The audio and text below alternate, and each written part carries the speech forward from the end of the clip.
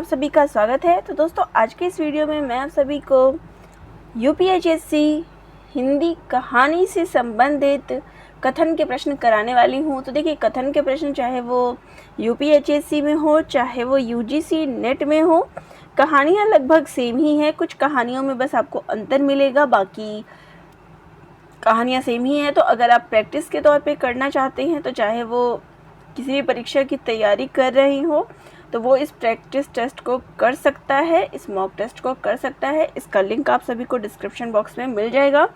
तो ये क्वेश्चन जो है मेरे चैनल के द्वारा जो है आप सभी को करवाए जाते हैं। जैसा कि आप सभी जानते हैं कि मैं आप सभी की ऑनलाइन क्लासेस ले रही हूँ और उसी में आपका पूरे वीक का जो है आपका मॉक टेस्ट लिया जाता है। तो आज के इस वीडियो में मैं उसी मॉक टेस्ट को हल करने वाली हूँ। तो इसमें जो क्वेश्चन लिए गए थे वो थे कहानियों के कथन से। तो चलिए, पहला प्रश्न है, उसे तेरा बहुत भरोसा था, कहता था कि रखे की रहते मेरा कोई कुछ नहीं बिगाड़ सकता, किस कहानी का कथन है? तो देखिए, रखा पहलवान की बात यहाँ हुई है, तो ये जो है मलबे का मालिक इसका सही उत्तर है। अगला प्रश्न है, अगर तू मेरा सच्चा प्रेमी है तो जा दुनिया की सबसे अनमोल चीज़ लेकर मेरे दरबार में आ, ये कथन किसका है? तो ये कथन जो है दिल फरेब का है। अगला प्रश्न है, मालूम होता है बचेगी नहीं, सारा दिन दौड़ते हो गया, जा देख तो आ। तो ये जो है कफन कहानी के किस पात्र का कथन है? तो ये कथन जो है घीसू का है। अगला प्रश्न है, जब मैं अपने हृदय पर विश्वास नहीं कर सकी, उसी ने धोखा दिया, तब मैं कैसे कहूँ? तो ये कथन जो है किस पात्र का है? तो ये कथन जो है चंपा का है। कानों में कंगना कहानी से। अगला प्रश्न है, चंपा आजीवन उस दीप स्तंभ में आलोक जलाती रही, किंतु उसके बाद भी बहुत दिन तक दीप निवासी उस माया ममता और स्नेह सेवा की देवी की समाधि सदृश पूजा करते थे। ये कथन किसका है? तो ये कथन जो है जयशंकर प्रसाद का है। जयशंकर प्रसाद की रचना है, तो उन्हीं के द्वारा ये कथन दिया गया है। अगला है, कैसा बुरा रिवाज है, जीते जी तन ढकने को चीथड़ा भी ना मिले, उसे मरने पर नया कफन चाहिए, किस कहानी का कथन है? तो ये कफन कहानी का कथन है। अगला प्रश्न है, मृदंगिया ने फुसलाकर मेरा सर्वनाश किया है। तो ये मृदंगिया की बात जो है की गई है रसप्रिया कहानी से। तो ये रमपतिया के द्वारा कहा गया है। अगला प्रश्न है, मर्द बन यूं मत हार मान, मजबूत इरादे ही मोहब्बत की मंजिल तक ले जा सकती हैं। तो ये कथन किसका है? तो ये कथन जो है बुजुर्ग का है। जब दिल फिगार जो होता है मरने के लिए जा रहा होता है, तब उसको ये बात कहती है, उसका हौसला बढ़ाती है। अगला है, कंकरी जल में जाकर कोई स्थायी विवर नहीं फोड़ सकता, क्षण भर जल का समतल भले ही उलट पुलट हो, लेकिन इधर उधर से जल तरंग दौड़ कर उस छिद्र का नामो निशान भी नहीं रहने देती। ये कथन किसका है? तो ये कथन जो है कानों में कंगना कहानी का है। अगला है, गोपियों को कभी स्वप्न में भी नहीं झलका था कि बांस की बांसुरी में घूंघट खोलकर नचा देने वाली शक्ति भरी होती है। ये कथन किसका है? तो ये कथन जो है कानों में कंगना कहानी का है। अगला है, डाइन ने बाण मारकर तुम्हारी उंगली टेढ़ी कर दी है। ये कथन किसका है? तो ये कथन जो है मोहना का है रसप्रिया कहानी से।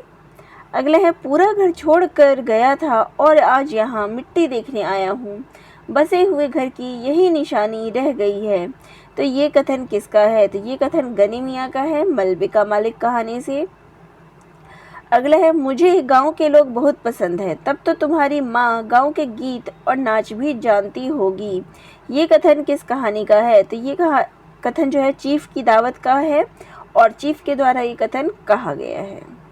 अगला है, इस गृहस्थी का धंधा पीटते पीटते उम्र बीत गई, कोई ज़रा हाथ नहीं बटाता। तो ये कथन किसका है? तो ये कथन गजाधर बाबू का है। गजाधर बाबू की जो पत्नी है उनका है और ये वापसी कहानी का है। अगला है, आदमी संतान के लिए ना जाने क्या क्या करते हैं, पूजा पाठ करते हैं, व्रत रखते हैं, पर तुम्हें इन बातों से क्या। किस कहानी का कथन है। तो ये ताई कहानी का कथन है। अगला है, यही मेरी भिक्षा है और मैं तुम्हारे आगे आंचल पिसारती हूँ। तो उसने कहा था कहानी के किस पात्र ने ये बात कही थी। तो सूबेदारनी होरा के द्वारा ये बात कही गई है। अगला है, किसी का गुस्सा सहने के लिए वह नहीं है। तो ये कथन किस पात्र का है। तो ये कथन सुनंदा का है, पत्नी कहानी से। अगला है, क्या मैं ही पहला आदमी हूँ जो इस पुकार को सुनकर ऐसा व्याकुल हो उठा हूँ, या और उन्हें भी इस आवाज़ को सुना है और सुनकर अनसुना कर दिया है। तो ये कथन किसका है। तो ये कथन गोविंद का है, जहाँ लक्ष्मी कैद है कहानी से। अगला है, चल दीदिया इस मोहल्ले में लाल पान की बेगम बसती है। तो ये कथन किसका है। तो ये कथन जंगी की पतोह का है। अगला है, मुझे लग रहा था कि इस घर पर जो छाया गिरी हुई है, अज्ञात रहकर भी मानो मुझे भी वश में कर रही हो, मैं भी वैसा ही नीरज निर्जीव हो रहा हूँ। तो ये कथन जो है किसके विषय में कहा गया है। तो ये कथन मालती के घर के विषय में कहा गया है, गैंग्रीन कहानी से। अगला है, शास्त्र में लिखा है जिसका पुत्र नहीं होता उसकी मुक्ति नहीं होती। ताई कहानी के किस पात्र का कथन है। तो ये कथन जो है रामेश्वरी का है, यानी ताई का है। अगला है, हाँ देश क्या है, स्वर्ग है। मैं तो लड़ाई के बाद सरकार से 10 गुमा ज़मीन यही मांग लूँगा और फलों के बूटे लगाऊंगा। तो ये बात किसने कही थी। तो लहना सिंह ने कही थी। अगला है, यही थी क्या उनकी पत्नी जिनके हाथों के कोमल स्पर्श, जिसकी मुस्कान की याद में उन्होंने संपूर्ण जीवन काट दिया। कथन किस कहानी से लिया गया है। तो ये कथन वापसी कहानी का है और गजाधर बाबू के द्वारा कहा गया है। अगला है, बहुत सी चीज़ें देखी लेकिन अब तो सब कुछ धुंधला पड़ गया। कथन किसका है। तो ये कथन मिस लतिका का है, परिंदे कहानी से। अगला है, तुमने सुना दीवान चंद की कल मौत हो गई। ये कथन किसका है। तो ये कथन अतुल मवानी का है, दिल्ली में एक मौत कहानी से। अगला है, मृत्यु के कुछ समय पहले स्मृति बहुत साफ हो जाती है, जन्म भर की घटनाएं एक एक करके सामने आती है। तो ये कथन किसका है। तो ये कथन उसने कहा था कहानी से लिया गया है। अगला है, तुझे खुश होना चाहिए कि उनके लिए एक रोज भूखे रहने का तुझे पुण्य मिला। ये कथन किस कहानी से लिया गया है। तो ये कथन जो है पत्नी कहानी से लिया गया है, सुनंदा के द्वारा। अगला है, आखिर तो लाचारी होती है, अकेले इंसान को झुकना ही पड़ता है। ये कथन किसका है। तो ये कथन जो है रफ़ीकुद्दीन का है, शरणदाता कहानी से। अगला है, क्यों बिरजू की माँ नाच देखने नहीं जाएगी। तो ये कथन किसका है। तो ये कथन जो है मखनी बुआ का है, लाल पान की बेगम से।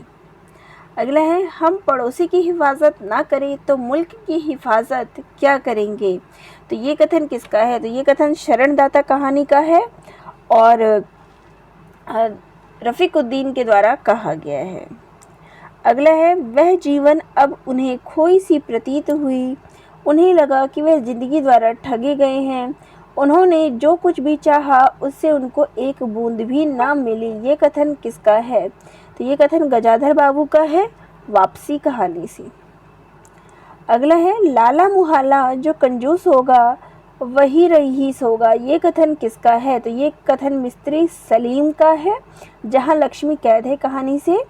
अगला है, चिराग और उसकी बीवी बच्चे तो नहीं मिल सकते, मगर मैंने कहा कि एक बार मकान की सूरत देख लूं। तो ये कथन किसका है। तो ये कथन जो है गनी मियाँ का है, मलबे का मालिक कहानी से। अगला है, दोपहर में उस सूने आंगन में पैर रखते ही मुझे ऐसा जान पड़ा मानो उस समय किसी सांप की छाया मंडरा रही हो। तो ये कथन किसका है। तो ये कथन गैंग्रीन कहानी से लिया गया है, कथावाचक के द्वारा कहा गया है। अगला है, बेटा तुम मेरे मेहमान, मैं शेख साहब का, है ना। वे मेरे साथ जो करना चाहते हैं वही मैं तुम्हारे साथ करना चाहता हूँ। ये कथन किसका है। तो ये कथन देविंदर लाल का है, शरणदाता कहानी से। अगला है, जंगल की आग कभी देखी है मिस वुड, एक अलमस्त नशे की तरह फैलती जाती है। किसका कथन है। तो ये कथन डॉक्टर मुखर्जी का है। अगला है चूड़ियाँ कहाँ से लाऊं बेटा, तुम तो जानते हो सब जेवर तुम्हारी पढ़ाई में बिक गए हैं। कथन किस कहानी से लिया गया है? तो ये कथन चीफ की दावत से है, माँ के द्वारा कहा गया है। अगला है सब कुछ हो जाने के बावजूद वह क्या चीज़ है जो हमें चलाए चलती है, हम रुकते हैं तो भी अपने रेले में वह हमें घसीट कर ले जाती है। तो ये कथन जो है परिंदे कहानी से लिया गया है। अगला है और डॉक्टर मुखर्जी के द्वारा कहा गया है। अगला है पिछले साल ही दीवान चंद ने अपनी लड़की की शादी की थी तो हज़ारों की भीड़ थी, किस कहानी से लिया गया है? तो दीवान चंद की बात कही है तो दिल्ली में एक मौत कहानी से ये लिया गया है और कथावाचक के द्वारा कहा गया है। अगला है उसके गालों पर आंसुओं की लकीरें सूख गई है, उसके होंठ पपड़ा गए हैं, चेहरा मुरझा गया है और रेशमी बाल मकड़ी के जाले जैसे लगते हैं। तो ये किसके विषय में कहा गया है? लक्ष्मी किरण मालती सुनंदा। तो ये जो है लक्ष्मी के बारे में कहा गया है, जहाँ लक्ष्मी कैद है कहानी से।